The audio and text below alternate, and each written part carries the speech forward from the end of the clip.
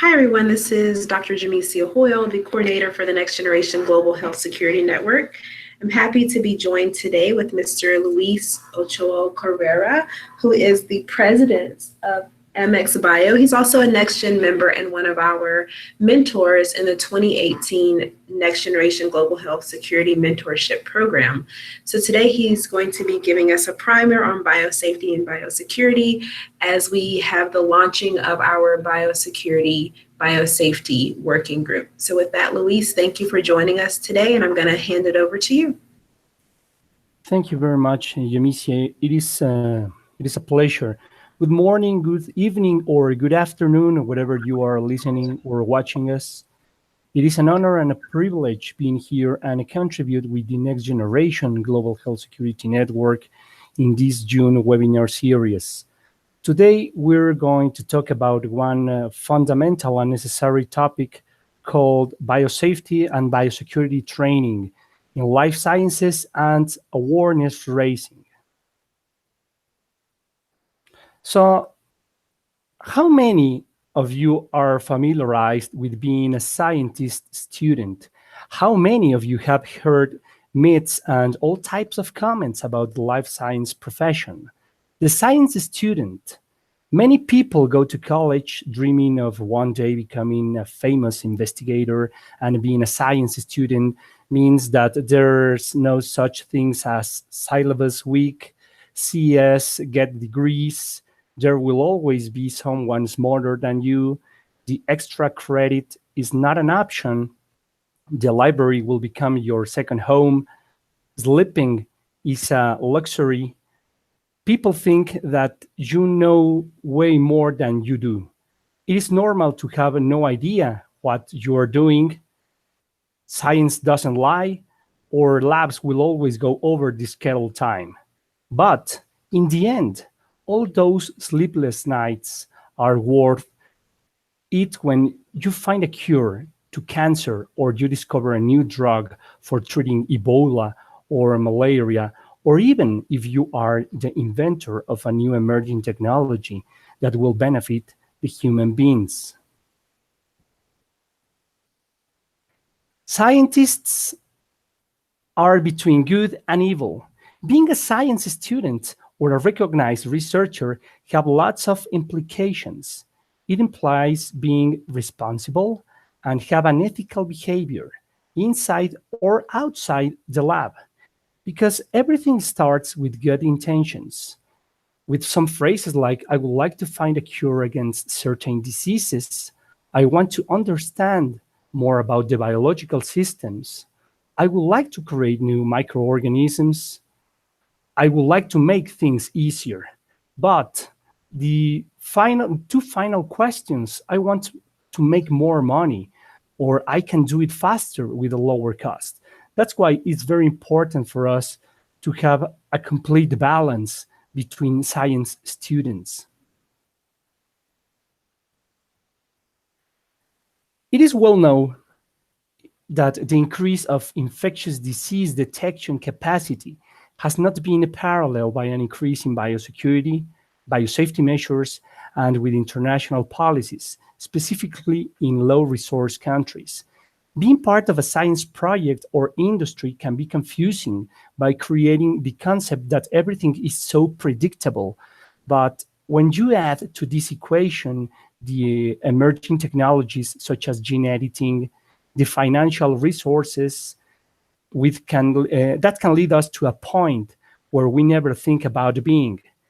At this moment, the surprise factor can lead us to a successful project development or to create a completely and unrepairable mess.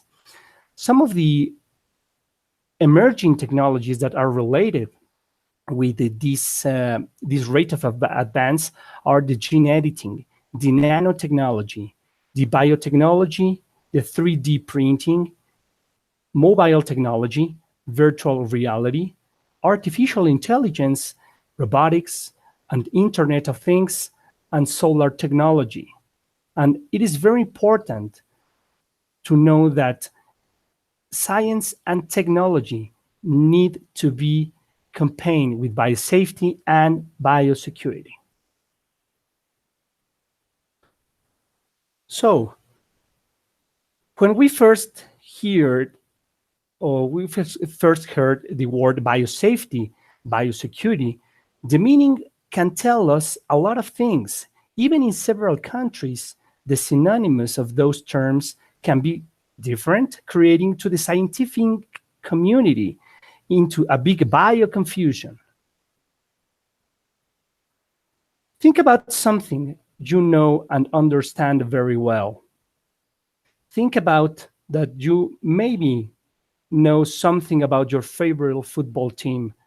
And when one person asks you about if you can list all the name of the players, all the statistics of that team in regular season, and maybe even something about their story. Scientists use these references in much the same way, drawing on available information to conduct their research, but unlike you when expressing your opinion about your favorite band, scientists are in fact obligated to provide the details about where they got that information.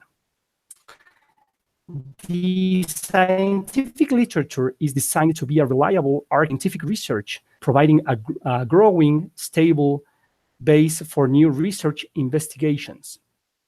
When scientists present their new ideas and results to the community, there are expert their ideas with knowledge of the scientific literature and the work that has come before them. Synthetic biology, CRISPR, and gene drives are emerging technologies that have the potential to bring unprecedented global benefits. The areas to benefit include medicine, agriculture, sustainable growth, and others. In medicine, cancers may be eradicated with CAR T therapy, 3D printed replacement organs, may replace organ donation, and human genome editing may help improve the health of millions of people. A synthetic biology process, artificial photosynthesis, may be the key to the developed sustainable biofuels. In agriculture, these technologies may be used to increase crop yields and help mitigate. Gene drives can help to eradicate the typical Aedes aegypti mosquito that can carry the malaria, the dengue, the Zika, and other viruses. However, these emerging technologies are not risk-free. They could be used for nefarious acts, such as bioweapon development, to create new pathogenic organisms and render vaccines ineffective. These technologies may also have off-target effects, which may not surface until years later. There have been many efforts to develop these technologies. However, the efforts to enhance the safety and develop guidance to manage them effectively has not been equal. You can see in the slide that today in primary school, a lot of students can get involved into these more accessible tools for synthetic biology. The cost of the human genome, it is very, very cheaper than was in a few years ago. So it is very important to consider the impact of the new emerging in science development. The impact of biosafety and biosecurity in the world. Diseases, bioweapons, and enhanced pathogenic organisms will know no borders, and the inherent risks of emerging technologies will have a global impact. All personnel involved in global health, in example, researchers, physicians, safety personnel, regulatory agencies, are responsible to help address the safety aspects of these technologies and the ethical, social, and moral concerns.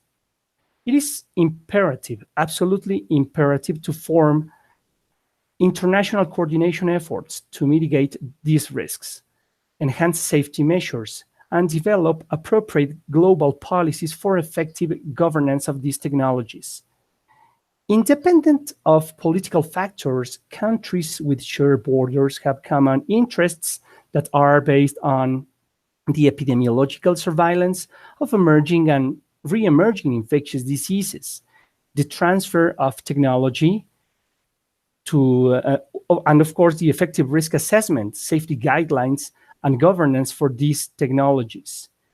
Of course, the economic interests and the preservation of natural resources and native species.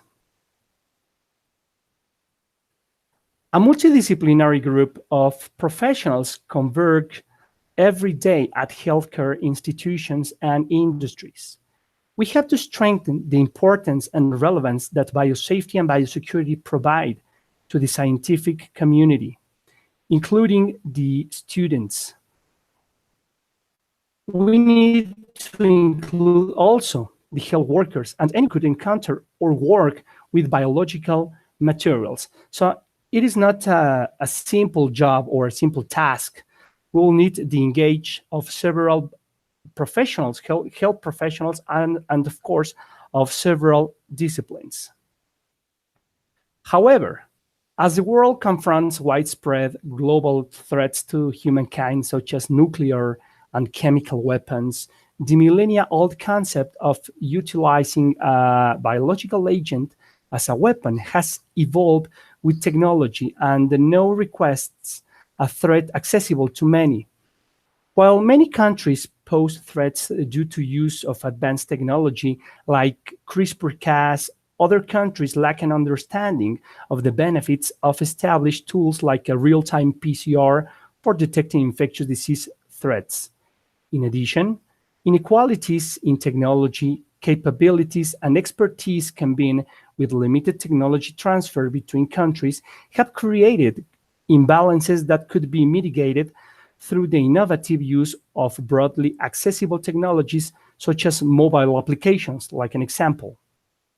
This will lead us to the creation of specific programs that will cover the current needs of a country or a region, and such as the existing infrastructure, the country or the region regulation, the epidemiological overview, and the technical competence.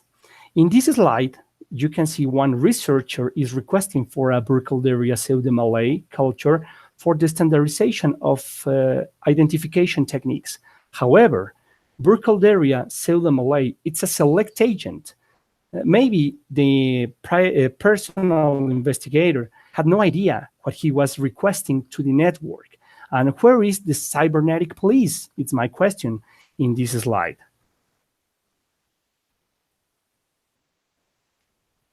When we're talking about the status with biosafety and biosecurity in several regions, we need to understand that there is a lack of funding, there is a lack of training, there's a lack of personnel assigned to biosafety or biosecurity tasks. There can be a lack of interest in the topic. And of course, it can be also a lack of opportunities for knowing more about this topic. And a threat anywhere is a threat everywhere. Infectious diseases know no borders, do not discriminate who they infect, and pathogens will continue to emerge and re-emerge from nature or bioterrorism. The lack of awareness is dangerous. Awareness to health hazards and biosafety precautions among laboratory workers is an important aspect to consider. Technicians handle blood or any biological sample may be at risk for accidental injury or exposure. They are exposed to a large pool of specimens from patients suffering from infections such as hepatitis B virus or maybe HIV.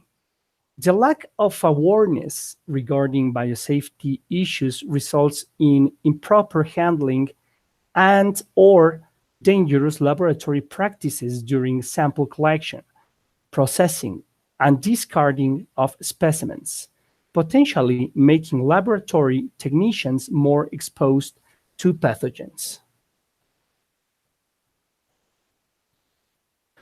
What is the current situation with biosafety and biosecurity in several regions? There are some regions that will share lots of similitudes and not. Like an example, we can mention that maybe in America, a lot of countries share similarities in making diagnostic tests or maybe healthcare systems, but those comparisons are not always the same between the countries or even the several continents. It is very important to increase on the implementation of biosafety, but do they have the same impact with biosecurity? And also the barriers that we need to eliminate it for increasing the risk communication and resources management. And I'm talking about the human resources, financial resources, material resources, and of course, technological resources, because it is very important to consider these days to involve all types of resources at the institutions. Let's talk about education, training, and competences. What are the scientists doing at this time? What are the new risks by their research? How can those risks be mitigated? We're talking about that nowadays the scientists are doing research with cancer, with infectious diseases pathogens, with genetically modified organisms or microorganisms. Those technologies will bring new risks that need to be mitigated. And it is very important that this biorisk management can be done by staff and support team as multidisciplinary professionals that will include public health officials, biosafety professionals, the first responders, communications team, legal team, the export control, non-government agencies, and of course, government agencies. When we're talking about biological risk assessment, we need to involve all types of stakeholders that are going to be necessary for controlling all the risks, including chemical and radiological risks. Like an example, the biosafety training in other countries are worried about the background of the biosafety professionals.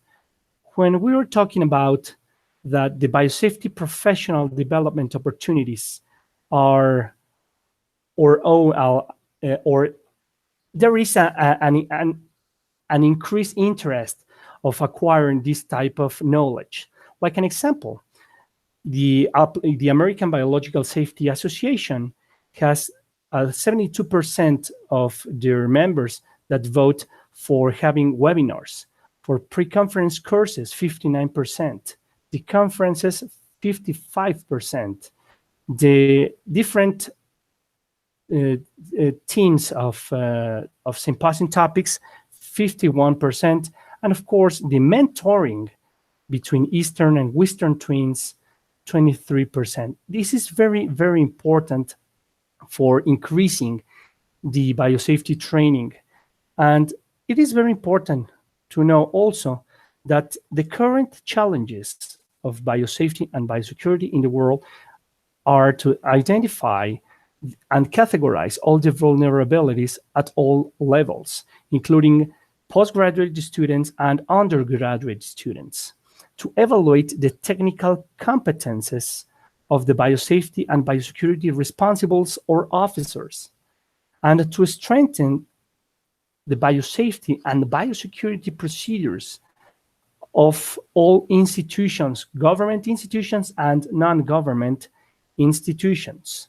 So if we are, how can we increase this type of knowledge, this type of training? It is very important to identify the hot topics in biosafety. Like an example, in the 1950s, the topic of paraformaldehyde, the Biosafety Cabinet Class 2, disinfection, lab design criteria, and air sampling were the hot topics at that moment. Since 2010, several topics have emerged and impact the science development, such as biological and physical containment to maintain the safety of the workers, general public, and the environment. the synthetic biology, the gene editing technologies and gene drives, the dual-use research of concern, the gain of function, do-it-yourself technologies, the biosecurity, the balance between the freedom of inquiry to right to publish, public health, and national security, new mechanisms for inspection or enforcement, and of course, the research across national boundaries. How are we going to do that? We need to foster a work culture based on communication and risk assessment. Maybe the humankind will have more questions than answers at this moment. Why are we creating more molecular biology tools if we cannot share them with the countries that need basic medical assistance? Why do we develop new gene editing technologies if we cannot be responsible of the appropriate education of our professionals? Why do we develop or modify organisms or microorganisms if we have deficiencies in ethical behavior? Are GMOs a threat to the ecological management through the growing disparity between native species and suitable national ecological conditions?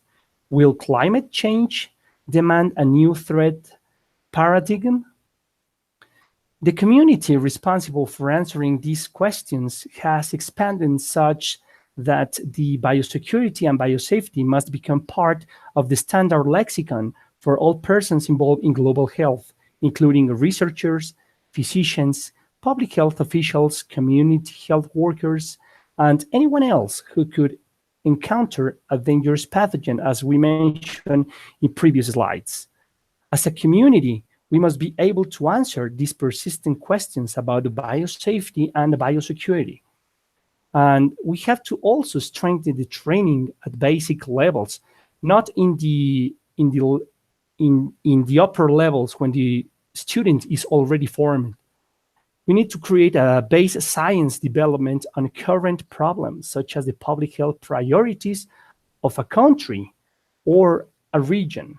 And this is a very good slide to share these questions about what do we want of biosecurity, what do we need from biosecurity, and what do we have now from biosecurity.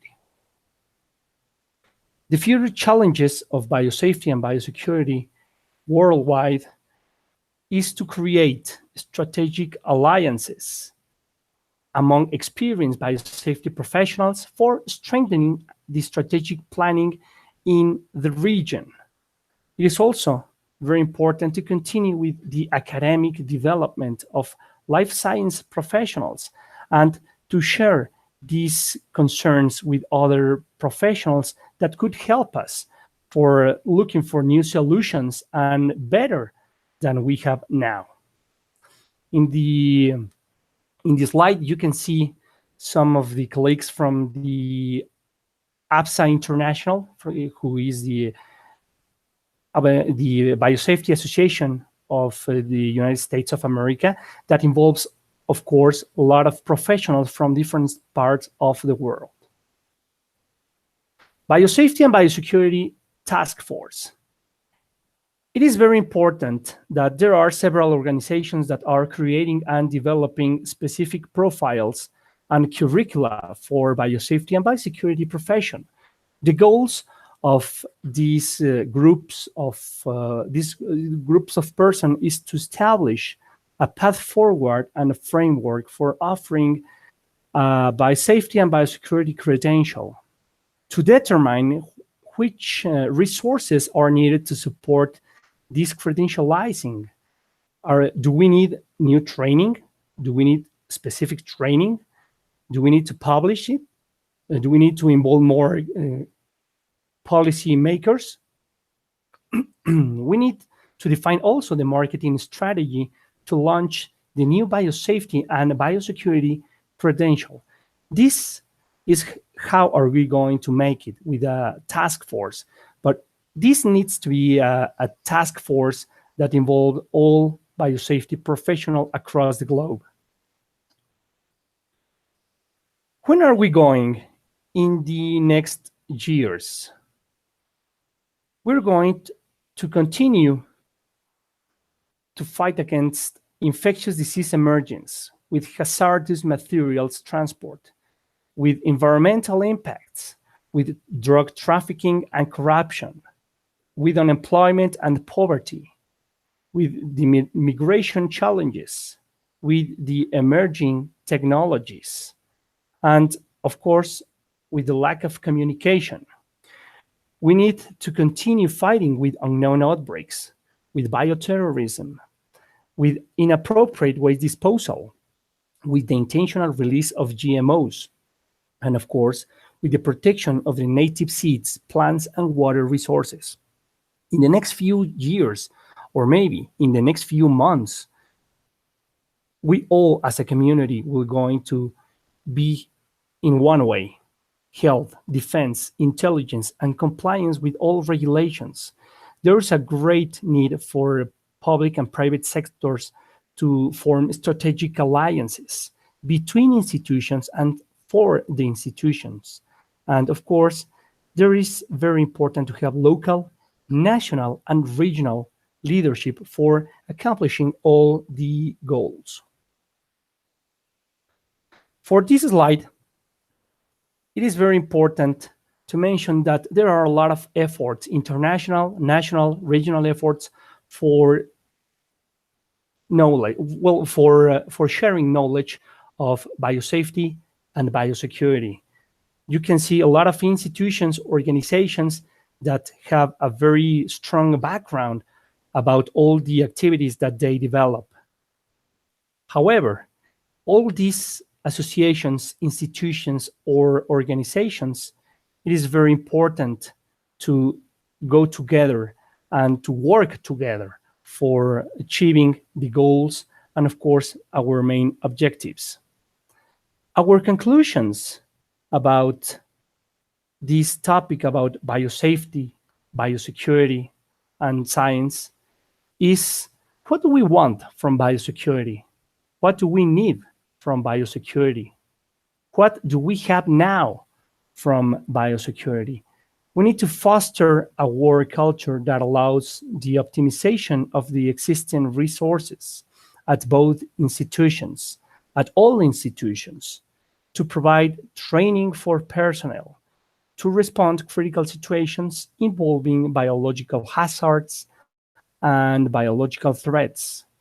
We need to generate strategic alliances, as I mentioned on the previous slide, to exchange knowledge for the epidemiological surveillance and the community outreach programs, to form partnerships from different stakeholders to address the current problems, such as public health priorities of a country, of a region. We need to think: what do we want, what do we need, and what do we have at this moment?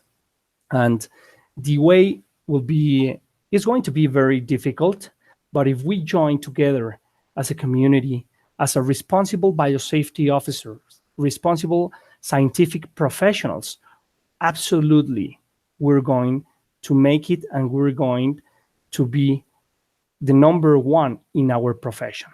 So, ladies and gentlemen, I want to thank you for your attention, and let's answer some questions if you have. Thank you very much.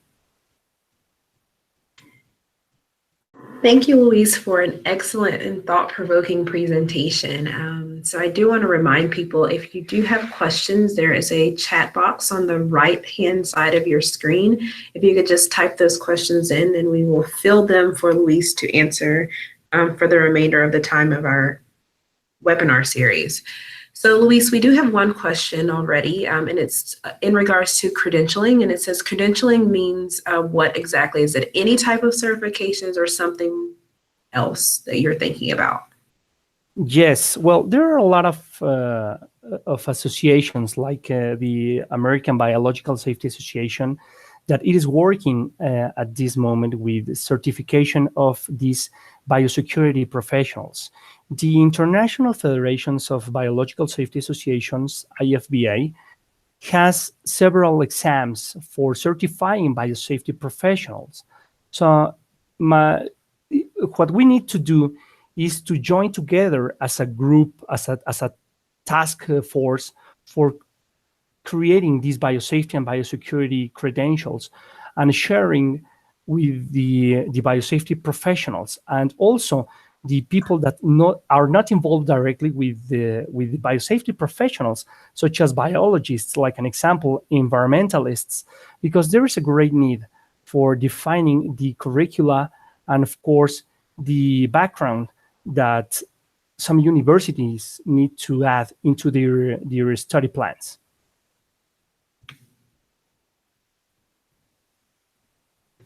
Thank you. So I don't see any other questions at this time, but I do have a question for myself or for the greater good of the NextGen organization. So you mentioned one of the, I guess, gaps or one of the areas that we're lacking was just general interest in the topic. And we do know that it is a multidisciplinary field, but also that there's a lack of maybe young professionals or students that really have an interest in the field.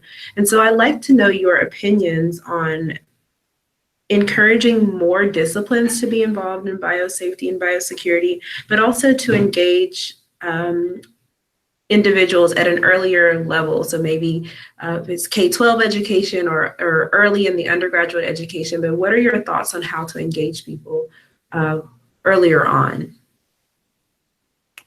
Well, you mentioned a very important point in this discussion, that we definitely need to engage more professions in this field. So typically, we were only thinking about the medical professional, the physicians, maybe to add some chemists, biologists, but there is a great need for working in developing these regulations. So we need lawyers. So in addition, we need also some other professionals that will help us in creating statistic analysis of if we are having the expected impact between the scientific community, of which other professions need to be included. I think that working with the universities in an undergraduate level could help us in developing these talents in biosafety and biosecurity. And nowadays, most of the problems about biosafety is that there's not a formal topic that talks about biosafety in many countries.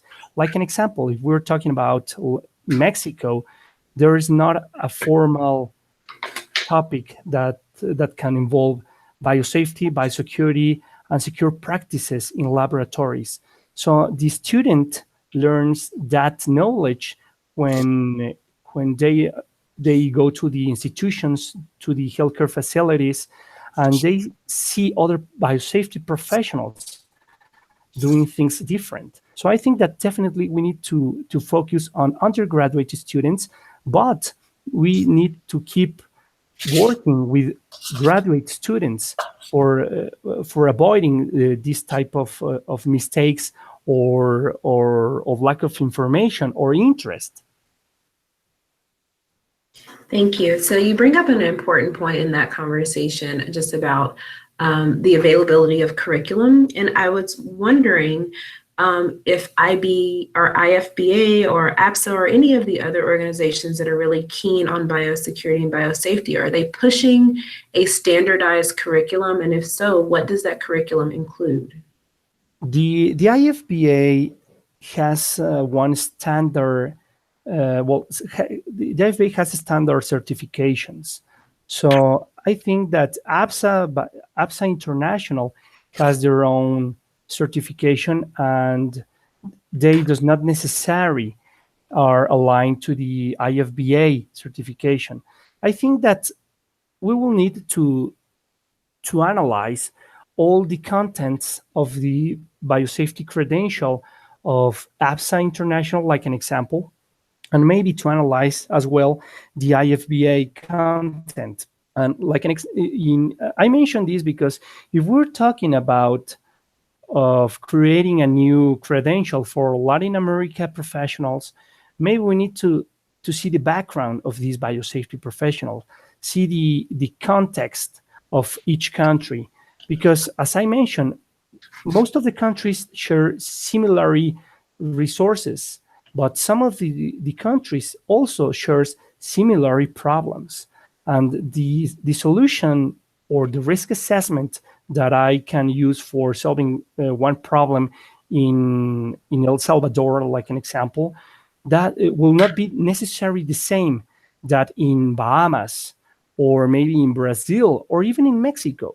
So we need to make a deeper analysis of the content of these certifications and what are the current needs from the countries and the institutions. Thank you. So we do have another question from the line, and it says, what would you expect of public health professionals to know about biosafety and biosecurity in their work on GHSA in low and middle income countries? Well, I think that it is very important we need to standardize all these topics about the biosafety, biosecurity, to identify which are the basic knowledge that as biosafety professionals need to understand. If we can, and like an example, if we want to talk about gene editing technologies, if we want to talk about CRISPR-Cas technologies, first we need to understand what are the basics of biosafety, what are the basics of biosecurity. And of course, for understanding those topics, it is very important to strengthen the ethical background. So the ethics is one of the topics that have been taught for several years. However, nowadays there's a lack of this knowledge and this behavior among several science students. So I think that first of all, we need to go back to the basics. And once we completed this step, we can go to the next one. That is how to define a good working group. How are we going to solve the common problems that maybe are sharing to countries or to regions? I think that we go step by step in this project, in this program, and to homogenize all the knowledge and the existing knowledge and the available of this knowledge. Thank you. So we have another question, as you mentioned, defining working groups. And one of the questions is, what is the Biosafety and Biosecurity Working Group? So if you don't mind, I'll take the first stab, and then of course you can add any additional thoughts that you may have. So as we continue to work on collaboration and creating a platform for our NextGen members to really contribute to the global health security agenda, one of the areas that we identified is in terms of biosafety and biosecurity. And so we are launching today, following this webinar, our newest working group, which is primarily focused on biosafety and biosecurity. And so we're really looking to tackle or start to create evidence-based solutions for many of the things that Luis has described in his webinar today. So the working group will give us an opportunity to work across regions to, one, understand the similarities within the regions, but also the differences and how we can contribute to the global health security agenda and putting forth recommendations to really strengthen biosafety and biosecurity at the most local level. Luis, did you have anything to add or any priorities? You may see no, I think that you mentioned it all clearly. And well, yes, and in addition, there is something that is important to mention. With this, as we are in a globalized world, the importance of biosafety and biosecurity aspect of in good laboratory practices and quality control in laboratories is a very important topic. So if we are, like an example, in Mexico, we are implementing an integral management system that we include, of course, the biosafety and biosecurity standards, as well as the ISO standards for quality management in laboratories. So we are migrating from a classical work in laboratories of only ISO standard, and we are now incorporating these two disciplines, biosafety, biosecurity, and of course, the quality management. And this will help us for controlling all the possible risks that our institution and organization can face in the future, such as the lack of some specific materials in laboratory in case of an emerging infectious disease, or even in case of a bioterrorism incident. So it is important to mention that too. Thanks. Are there any other questions? I don't see any on the line. I'll give it just one more minute as we wait. One of the last questions I did have for you, Luis, is just looking at the public health priorities and how you would say, in using more evidence-based practices, particularly as you mentioned risk assessments, how countries could go about setting those priorities. Well, I think that these priorities will be defined by the health context. I mean, if we are living in a region that has a greater incidence of like mosquito or vector-borne diseases, we will need to focus on eradicating this type of, or controlling this type of diseases. The term eradicating would be very ambitious. So we will need first to control this spread of the diseases and see if the health system has the appropriate techniques for detecting these cases. We will need to search if these countries have the appropriate treatment for these diseases. And of course, if they have the specific training for fighting against these diseases. So we'll need, if we could make a map of public health priorities, we can maybe can see the different disparities between the countries. Like an example, maybe we can have an increase of biothreats in the Middle East and North Africa region, but maybe we will have more arthropod or vector-borne diseases in South America, Asia, and in some countries in Africa. So we'll need to make a deeper research about these. Well, what are the main priorities for countries and for regions? I think that WHO has a map of the threats in every region, but that's a very good question. We'll need to start thinking, what are we going to do that? Excellent. We do have another question. It says, thanks for a useful discussion. How can we advocate for better biosafety and biosecurity when working with policymakers and translating evidence to policy? I think that the best way for achieving our goals is to invite all types of groups, the technical groups, the operative groups, and of course, the policymakers. We know that the policymakers are in charge of the financial resources, the administration. However, we need to share with them our concerns about what is the cost, or how many employees will be affected if we do not get the appropriate biosafety measures. How many will be affected? How, well, in addition, maybe we can try to write some letters to the policymakers about their contribution. If they help us in creating a safer place for the workers, for their families as well, we can continue working with this type of goals. I think that I repeat, we need to look at which are the public health priorities, and which are the the priorities for every region.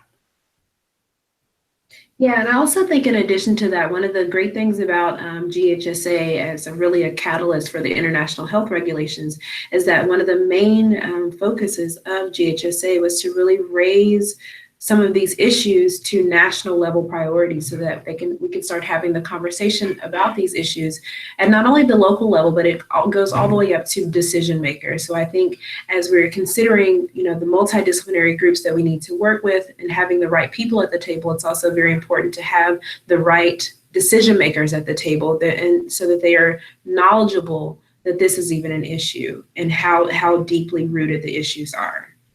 Absolutely, and as you mentioned, nowadays there is a very hot topic in websites, in social sites, that it is about climate change. A lot of people don't see climate change as a potential threat to the increasing of infectious diseases. However, in a few years, if we do not control all this climate change, we can start looking at some diseases in places that years before it wasn't possible. Like an example, the dengue virus, the Zika virus, or maybe the chikungunya virus. Thank you. Any other questions? Okay, so Luis, before I hand it over to you for last words, I just want to remind everyone, first of all, thank everyone for coming on board for the webinar and joining us today. And I also want to remind everyone that we are launching our Next Generation Global Health Security Network working group on biosafety, biosecurity, in which Luis will be the lead coordinator for the group. So if you have any questions or you're interested in joining, you can email Luis directly, or you can email me, or check out the NextGen website. And join. We will likely have our first meeting within the next month or so to try to figure out priorities for the working group. So with that being said, I want to thank you all for joining. Thank you, Luis, and I'll hand it over to you for any last comments that you may have. Thank you very much, Yamicia. And once again, it has been a privilege and an honor being here and continue to contribute with the Next Generation Global Health Security Network.